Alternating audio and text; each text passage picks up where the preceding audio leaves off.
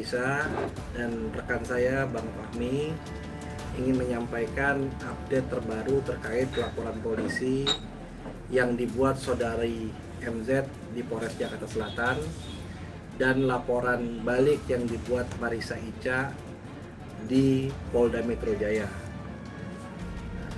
Kemarin di Polres Jakarta Selatan telah diperiksa saya selaku saksi, Marisa Ica selaku terlapor, didampingi Bang Fahmi selaku kuasa hukum untuk memberikan keterangan di Polres Jakarta Selatan.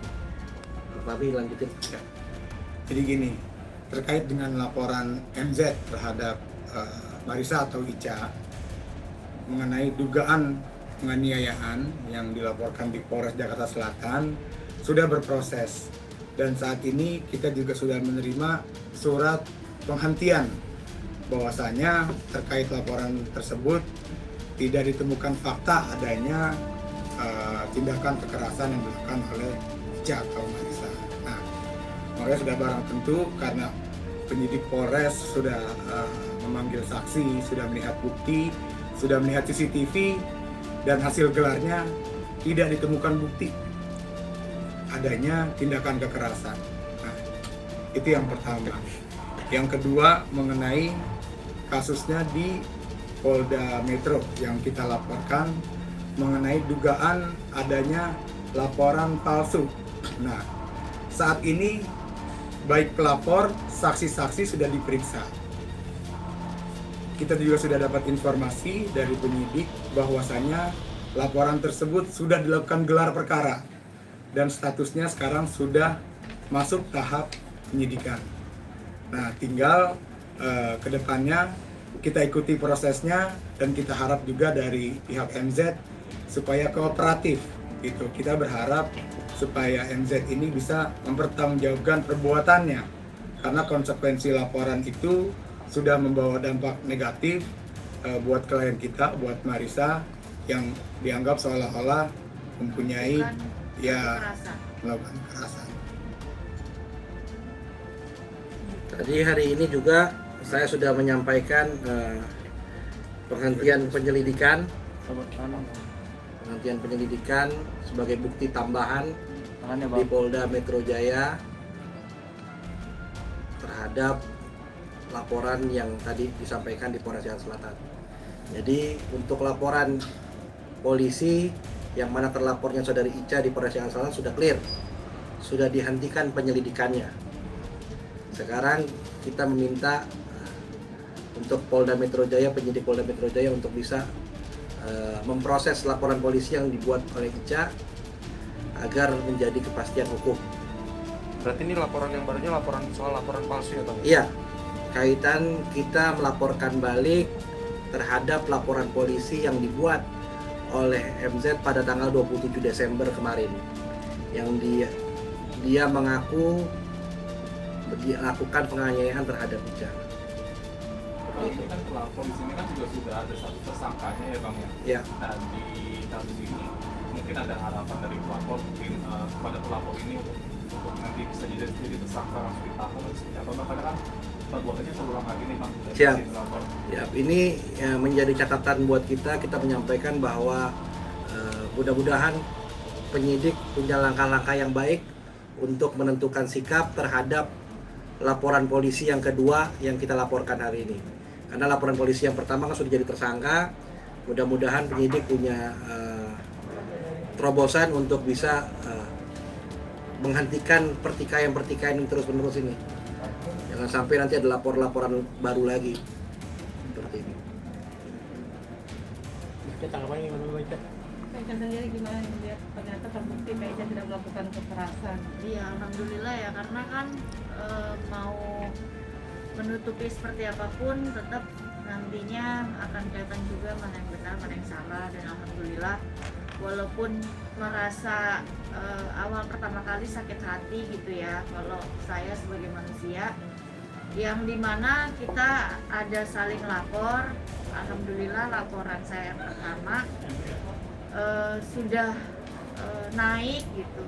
Terus yang dimana harusnya dari satu laporan itu tidak menjadi laporan baru, tapi dia yang membuat saya jadi melaporkan lagi untuk yang kedua kalinya, karena dia lagi yang membuat seakan-akan saya menganiaya dia.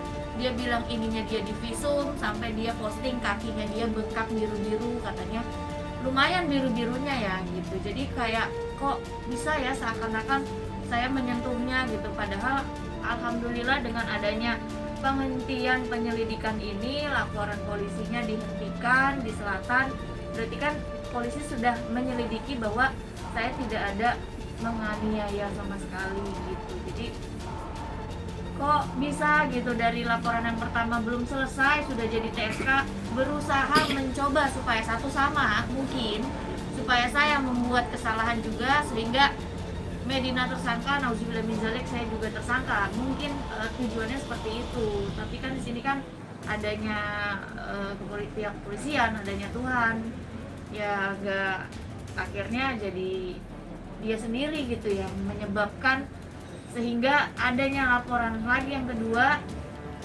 yang mungkin bisa jadi masalah kedua gitu. Jadi dia tersangka pertama, ini juga jadi diproses yang jelas-jelas.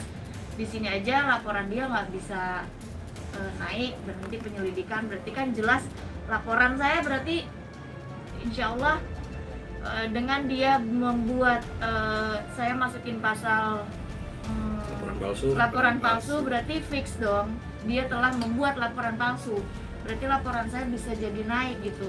Yang membuat saya membuat laporan kan karena adanya dia duluan, itu amat sangat disayangkan. Jadi kaitan kita membuat laporan hari berikutnya ya atas respon yang dibuat pihak sana, pihak MZ membuat laporan polisi penganiayaan. Ya itu tadi disampaikan sama Ica, mungkin mau membuat ini menjadi satu sama, tapi alhamdulillah Polres Jakarta Selatan saya apresiasi telah cepat dalam satu bulan bisa melakukan gelar perkara, menghentikan laporan polisi yang dibuat itu. Mbak Marisa, kalau misalkan MZ ini ada permintaan maaf, apakah laporannya akan diteruskan atau akan dicabut? Sebenarnya waktu pertama kali Desember itu kan saya sudah mencoba cooling down ya. Terus kita ada mediasi yang pertama. Terus setelah mediasi malah ada dia membuat live bahwa iya sekarang dia lagi sibuk pansos sama almarhum, makanya sekarang aku dilupain. Ya pasti dong kita sebagai manusia, oh kok ini orang jadi merasa dia makin sombong gitu ya. Setelah itu jadi oh ya saya nggak lupain kamu, kok saya ingat, jadi dia yang mau saya ingat gitu akan laporan itu, padahal saya juga nggak dorong ke Bang Ramzi. Nah setelah saya dengar itu banyak netizen teman-teman juga pada kirimkan videonya, Bang gimana ya laporan saya sama Medina, padahal saya juga sebagai manusia pasti punya hati lah gitu, dimana orang ini pantas untuk dimaafkan, dimana orang ini pantas untuk dibuat jera gitu. Berarti nggak akan cabut laporan ya, Mbak? Lanjut.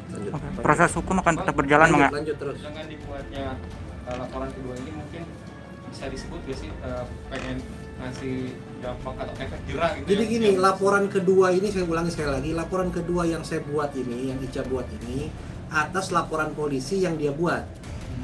Atas laporan polisi penganiayaan yang dia bilang dia dianiaya oleh saudara Ica. Dan ketika penganiayaan itu ketika lagi mediasi di kasus yang pertama. Jadi kenapa kita lapor lagi? Karena dia melaporkan kita penganiayaan. Untuk mengklirkan masalah ini makanya saya bilang sama Ica untuk lapor lagi kaitan laporan palsunya ini. Karena saya di situ ada di situ. Saya di situ ada, saya sebagai saksi, di situ ada suaminya, ada pengacaranya 2 orang. Makanya kemarin saya juga di situ sebagai saksi, bukan sebagai penasihat hukum Ica, didampingi sama Bang Fahmi waktu itu untuk pemeriksaan di Polres Jakarta Selatan.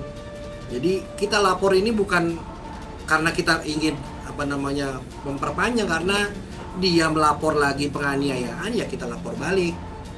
Seperti itu. Kalau saya diam berarti disangkanya betul. Maksudnya saya nggak tinggal diam, apalagi saya kan juga punya keluarga, saya punya bisnis, nggak mungkin saya mencoreng nama saya seakan-akan saya telah melakukan tindak pidana kekerasan. gitu. Dan for your info teman-teman media dan yang lain-lain, kenapa di sini Bang Ramzi dan adanya Bang Fahmi, karena Bang Ramzi itu kan ada di situ posisinya, dan Bang Ramzi masuk sebagai saksi saya. Nah, kalau sudah jadi saksi itu tidak bisa lagi mendamping sebagai kuasa hukum, maka dari itu saya didamping Bang Fahmi untuk menjadi kuasa hukum saya perihal ini. Oke, clear ya? Saya mau ini dulu, Bang. Mau saya ambil gambar. Gambar ya. Bang, dijadiin, Bang. Atasnya aja. Iya, Atasnya nggak aja ya. apa-apa, nggak apa-apa. Bentar ya, Bang.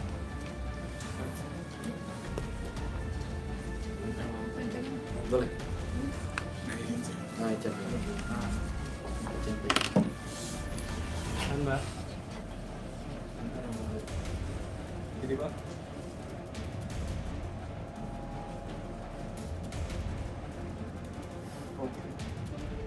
Oke semua. Nomor Alvin.